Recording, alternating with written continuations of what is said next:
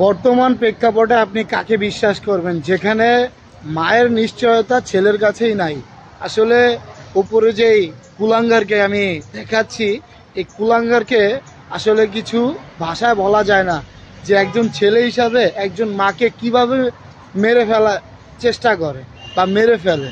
এই জিনিসটা আসলেই বেদনাদায়ক বা খুব কষ্টদায়ক। আসলে আমরা কোন পরিস্থিতিতে এখন বসবাস করছি আসলে ভাবতেই মাঝে মাঝে অবাক লাগছে, যে একজন ছেলে হিসাবে তার মাকে কিভাবে সে মেরে ফেললো এবং কি ডিপ ফ্রিজে রেখে দিল। আসলে বর্তমান প্রেক্ষাপটটা খুবই ভয়াবহ যাচ্ছে। এটা আসলে দেখলেই বোঝা যাচ্ছে যে মৃত্যুর হারটা মনে হয় দিন দিন অনেক বেশি বেড়ে যাচ্ছে। এবং কি দেখবেন যে এখন খুব আগে যেগুলো ঘটনা হয় নাই, এখন সেই ঘটনাগুলো কিন্তু প্রকাশ পাচ্ছে। তবে যে বিষয়টা নিয়ে কথা বলতে আসছি সেটা হলো যে এই কুলাঙ্গারকে আসলে কি করা উচিত। একজন ছেলে হিসাবে তার মাকে এভাবে মেরে ফেলা কি একটা অপরাধ ছিল। আসলে বর্তমান পরিস্থিতি খুবই ভয়াবহ।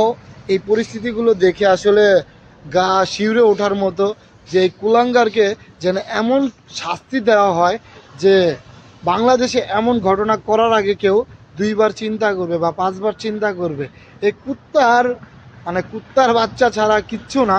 এই কুত্তার বাচ্চা কিভাবে পারে, সে কিন্তু তার প্রোফাইলে দেখলাম যে মোটামুটি ইসলামিক বক্তা হিসাবে সে ভালোই পরিচিত, ইসলামিক কথা বলে যাচ্ছে, তার আইডিতে শুধু ইসলামিক ব্যাপারগুলো শো করছে। কিন্তু এই ইসলামের কোনো মূল্য আছে যে ইসলাম সে প্রচার করছে?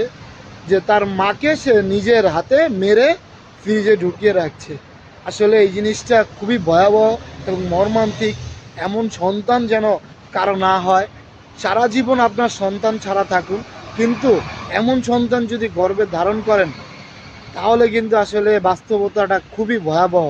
যেই মা 10 মাস 10 দিন পেটে রেখে দুনিয়ার আলো দেখাইছে, সেই মাকে কিভাবে মেরে ফেললো এভাবে। আসলে এটা খুব ভয়াবহ এবং খুবই মর্মান্তিক একটি ঘটনা।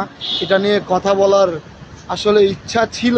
আসলে এটা মনের থেকে ক্ষোভ, যে এই কুত্তার বাচ্চা কিভাবে তার মাকে মেরে ফেলো। মা যতই খারাপ হোক, মা কিন্তু মায়ের পায়ের নিচে আপনার জান্নাত। তো আপনার এই জান্নাতটাকে কিভাবে আপনি মেরে ফেলেন, এই জিনিসটা আসলে চিন্তা করলেও আপনার হয়তোবা অনেক বুকে বাধা দিবে বা আপনার বিবেককে বাধা দিবে। একজন নর্মাল মানুষ আসলে এটা বুঝাই মুশকিল।